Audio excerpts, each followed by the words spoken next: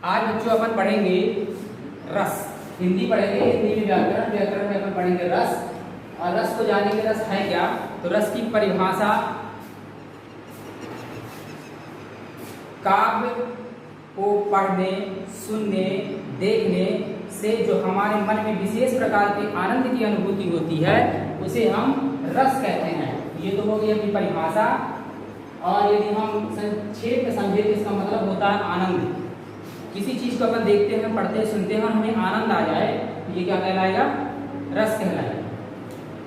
अब रस के मुख्य 9 प्रकार होते हैं। ये मैंने आप लोग को पहले से लिख दिया है। श्रृंगार रस, हास्य रस, करुण, अद्भुत, भयानक, रौद्र, वीर, विभत्स और शांत। मुख्य 9 होते हैं। इस बात को आपको हमेशा ध्यान में रखना है। मुख्य आपके 9 प्रकार होते हैं। एक कंपटीशन एग्जाम में पूछा जाता है कि मुख्य रस कितने होते हैं, तो इसे आपको ध्यान में रखना है। तो मुख्य आपके रस के 9 प्रकार होते हैं। वैसे इसके 11 प्रकार होते हैं। जैसे आपका ये 11वां वात्सल रस हो गया और 11वां भक्ति रस हो गया। फिर शुरुआत करते हैं अपन यहाँ से। तो प्रकार तो ठीक है, अपन ने 9 प्रकार पढ़ा। इनके स्थायी भाव हमें देख लेना है। तो श्रृंगार का स्थायी भाव हो गया रति, हास्य का हास्य, करुण का शोक, अद्भुत रस का विस्मय, भयानक का भय, रौद्र का क्रोध, वीर का उत्साह, विभत्स का जुगुप्सा और शांत का निर्वेद। अब इसकी परिभाषा जानेंगे जो हमारे पेपर में कभी पूछा जाता है। सबसे पहले पढ़ेंगे अपन श्रृंगार रस। श्रृंगार का स्थायी भाव होता है रति और इसकी परिभाषा हम इस प्रकार बनाएंगे कि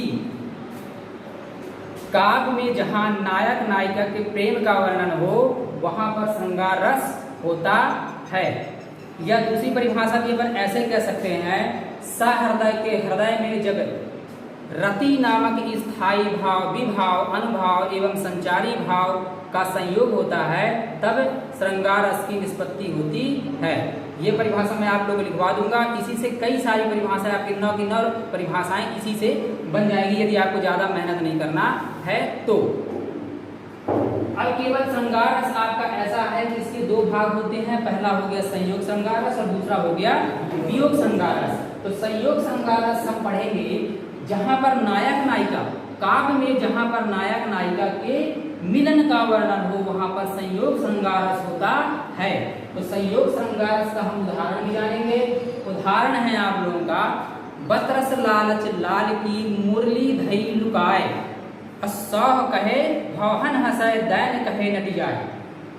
तो संयोग श्रृंगार रस का उदाहरण हो गया। यदि केवल श्रृंगार रस का उदाहरण पूछा है तो आप दोनों में से चाहे संयोग का लिख दो या वियोग का लिख दो, दोनों का आपका सही है। और वियोग श्रृंगार रस में राम का रूप निहारत जानकी, कंगन कै नग की परिछाई, यातय सखसुधि भूल गई कर टेक रही पल टारत नहीं। ये आप लोगों का वियोग श्रृंगार रस का उदाहरण हो गया। राम जी और सीता जी जब आप रामायण या महाभारत देखते हैं, रामायण या महाभारत देखते हैं तो रामायण में आप लोगों को सीता जी और राम जी के बिछड़ने का वर्णन है। तो उसी का एक अशोक वाटिका का दृश्य है, ये राम का रूप निहारत जानकी। तो उसमें आपने देखा होगा बिछड़ने का, जब बिछड़ने का वर्णन होता है तो वहां पर वियोग श्रृंगार रस होता है। तो श्रृंगार रस हमारा कंप्लीट हो गया। फिर आते हैं अपन हास्य रस में। तो हास्य रस की परिभाषा है, सहृदय के हृदय में जब हास्य नामक स्थायी भाव, विभाव, अनुभाव एवं संचारी भाव का संयोग होता वहां पर हास्य रस की निष्पत्ति होती है। तो हास्य रस का उदाहरण भी देख लेते हैं। तो हास्य रस यानी जब हमें हंसी आए, कोई काव्य पढ़े और हंसी आए तब क्या वहां पर हास्य रस होता है। और हास्य रस का उदाहरण है, कहा बंदरिया ने बंदर से चलो नहाए गंगा, अब बच्चों को छोड़ेंगे घर में होने दो हुड़दंगा। ये पहला उदाहरण हो गया। दूसरा उदाहरण भी आप लोग देख सकते हो, मैं इतना बलवान हूँ कागज को फाड़ सकता हूँ, वक्त आने पर पापड़ भी तोड़ सकता हूँ। इस तरह से कई सारे उदाहरण हैं, आप जो भी आपको अच्छा लगे आप लिख सकते हो। फिर अपन पढ़ते हैं करुण रस। करुण का मतलब होता है शोक, दुख। तो जहां पर शोक या संवेदना प्रकट की गई हो वहां पे क्या होता है? करुण रस होता है। और करुण रस की परिभाषा भी बिल्कुल उसी तरह से आप बना सकते हो। जहां पर काव्य में शोक का वर्णन किया गया हो वहां पर करुण रस होता है। ये उसी तरह परिभाषा है कि सहृदय के हृदय में जब शोक का नामक स्थायी भाव, विभाव एवं संचारी भाव का संयोग होता है तब वहां पर करुण रस की निष्पत्ति होती है। करुण रस का उदाहरण भी अपन देख लें। पानी परात को हाथ छुयो नहीं, असुवन की जल से पग धोई। ये उदाहरण हो गया। अब आप लोग एग्जाम में यही पूछा जाएगा, स्थायी भाव बताइए या परिभाषा बताइए, उदाहरण बताइए, प्रकार बताइए या अंग बताइए या फिर अंतर बताइए। अब बात करते हैं अगले रस की। अगला रस है हमारा अद्भुत रस। अद्भुत माने आश्चर्य, और इसका स्थायी भाव होता है विस्मय। तो जहां काव्य में विस्मय यह परिभाषा उसी तरह से है, सहृदय के हृदय में जब विस्मय नामक स्थायी भाव, विभाव, अनुभाव एवं संचारी भाव का संयोग होता है वहां पर अद्भुत रस की निष्पत्ति होती है। और अद्भुत रस का उदाहरण है, एक अचंभा देखा रे भाई, ठाड़ा सिंह चरावे गाई, पहले पूत पीछे भई माई, चेला के गुरु लागे पाई। तो इसमें हमें आश्चर्य, ये एक और उदाहरण है। तो जो उदाहरण आपको सही लगे आप लिख सकते हैं। फिर भयानक रस, भयानक डर, जहां पर हमें डर का अनुभव हो तो वहां पर क्या होता है, भयानक रस होता है। तो भयानक रस में सतपुरा के घने जंगल, मौत से ये सनी जंगल, अजगरों से भरे जंगल, ऊँघते अनमनी जंगल। भाई अजगर, सांप, बिच्छू ये सब हैं तो डरना लग रही। तो क्या है यहाँ पे, भयानक रस है। फिर अपन पढ़ते हैं रौद्र रस। रौद्र माने होता है क्रोध। इसका मैं डायरेक्ट उदाहरण बता देता हूँ। श्री कृष्ण के सुन वचन अर्जुन क्रोध से जलने लगे, सब शोक अपना भूल कर करतल युगल मलने लगे। वीर, वीर का स्थायी भाव होता है उत्साह। और इसका सीधे उदाहरण बता रहा हूं मैं। आप लोगों ने पढ़ा होगा पिछली कक्षाओं में झांसी की रानी के बारे में। ये सुभद्रा कुमारी चौहान की जितनी भी रचनाएं हैं वो वीर रस की अमर गायिका है सुभद्रा कुमारी चौहान। और उन्होंने लिखा, सिंहासन हिल उठे राजवंशों ने भक्ति तानी थी, खूब लड़ी मर्दानी वह तो झांसी वाली रानी थी।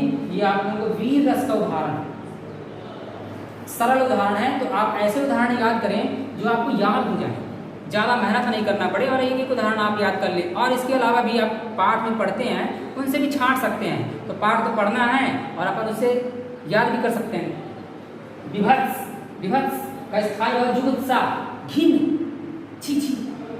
ऐसे जैसे मैं आप लोगों को समझाता हूँ, जैसे हमें घिन आए कितना गंदा है, तो उसी तरह से विभत्स उदाहरण मैं बताता हूँ तो समझ में आ जाएगा। जे नर माछी खात है, मूढ़ है पूंछ समेत, ते नर सर गए जात है, नाती पूत समेत। जो मनुष्य मक्खी खाता है, उड़ने वाली गंदी मक्खी, जो मनुष्य मक्खी खाता है मुंडी पूंछ समेत, उसकी मुंडी भी खा लेता है, पूंछों खा लेता है, वो स्वर्ग में जाता है और स्वयं नहीं जाता।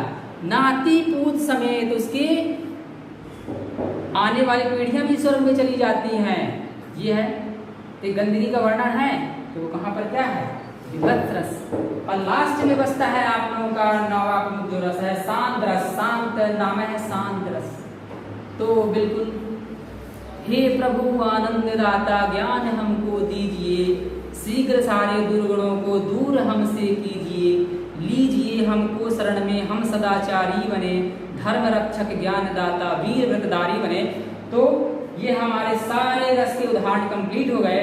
और एक मैं आप लोगों को लिखवा दूंगा जो शॉर्टकट में एक परिभाषा बताई है, तो उस परिभाषा से आप सारी परिभाषा बना लेंगे। उदाहरण में आपको सरल सरल बता दिया हूँ, बिल्कुल आप देखें और उसको बना ले। वात्सल रस, वात्सल यानी प्रेम, लेकिन प्रेम में दो प्रकार का, एक श्रृंगार रस में भी प्रेम और वात्सल रस में भी प्रेम। तो श्रृंगार में नायक नायिका के प्रेम का वर्णन और वात्सल्य में माता पिता और बच्चों के प्रति, शिक्षक का बच्चों के प्रति, छात्रों के प्रति जो प्रेम होता है वो क्या कहलाता है, वात्सल्य रस कहलाता है। और वात्सल्य तो उदाहरण ही बचा ना, मैया मोरी मैं नहीं माखन खायो, भोर भय गैयन के पाछे मधुबन मोई पठायो। ये हो गया आप लोगों का भक्ति रस। भक्ति वाले आप लोग गीत देखे होंगे। प्रमुख आपके 9 रस हैं। 9 रसों को मैंने आपको अच्छी तरह से समझा दिया। आशा करता हूँ आप लोगों को समझ में आ गया होगा। अगली कक्षा या अगले वीडियो में मैं आप लोगों को वो भी बता दूंगा कि इसके कितने अंग होते हैं। इसके प्रमुख शॉर्टकट में बता दूं, इसके 4 अंग होते हैं: स्थायी भाव, विभाव, अनुभाव और संचारी भाव। ये भी मैं आपको बता दिया हूँ। और कितने, ठीक है, आज के लिए इतना ही।